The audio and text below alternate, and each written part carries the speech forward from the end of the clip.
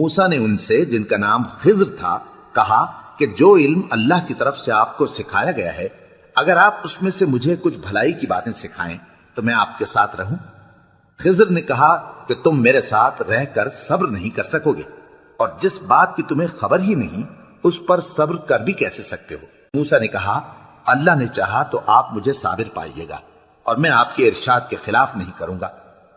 خضر نے کہا اگر تم میرے ساتھ رہنا چاہو تو شرط یہ ہے مجھ سے کوئی بات نہ پوچھنا جب تک میں خود اس کا ذکر تم سے نہ کروں۔ تو دونوں چل پڑے، یہاں تک کہ جب کشتی میں سوار ہوئے تو خضر نے کشتی کو پھاڑ ڈالا۔ موسیٰ نے کہا کیا آپ نے اس کو اس لیے پھاڑا ہے کہ سواروں کو غرق کر دی؟ یہ تو آپ نے بڑی عجیب بات کی۔ خضر نے کہا کیا میں نے نہیں کہا تھا کہ تم میرے ساتھ صبر نہ کر سکو گے؟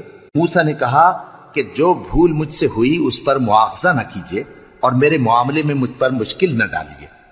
پھر دونوں چلے، یہاں تک کہ رستے میں ایک لڑکا ملا تو خضر نے اسے مار ڈالا۔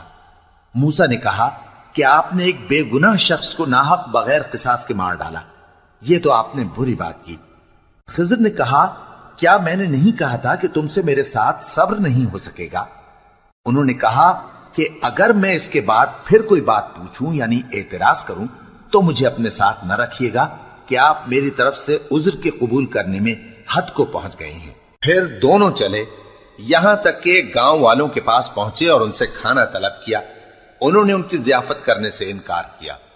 پھر انہوں نے وہاں ایک دیوار دیکھی جو گرا چاہتی تھی تو خضر نے اس کو سیدھا کر دیا۔ موسیٰ نے کہا کہ اگر آپ چاہتے تو ان سے اس کا معاوضہ لے لیتے تاکہ کھانے کا کام چلتا۔ خضر نے کہا کہ اب مجھ میں اور تم میں علیحدگی، مگر جن باتوں پر تم صبر نہ کر سکے میں ان کا تمہیں بھید بتائے دیتا ہوں کہ وہ جو کشتی تھی غریب لوگوں کی تھی جو دریا میں محنت کر کے یعنی کشتیاں چلا کر گزارا کرتے تھے، اور ان کے سامنے کی طرف ایک بادشاہ تھا جو ہر اچھی کشتی کو زبردستی چھین لیتا تھا۔ تو میں نے چاہا کہ اسے عیبدار کر دوں تاکہ وہ اسے غصب نہ کر سکے، اور وہ جو لڑکا تھا اس کے ماں باپ دونوں مومن تھے۔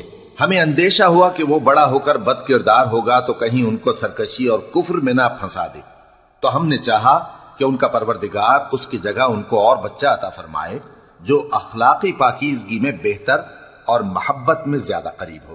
اور وہ جو دیوار تھی سو 2 یتیم لڑکوں کی تھی جو شہر میں رہتے تھے، اور اس کے نیچے ان کا خزانہ دفن تھا، اور ان کا باپ ایک نیک آدمی تھا۔ تو تمہارے پروردگار نے چاہا کہ وہ اپنی جوانی کو پہنچ جائیں اور پھر اپنا خزانہ نکالے۔ یہ تمہارے پروردگار کی مہربانی ہے اور یہ کام میں نے اپنی طرف سے نہیں کیے۔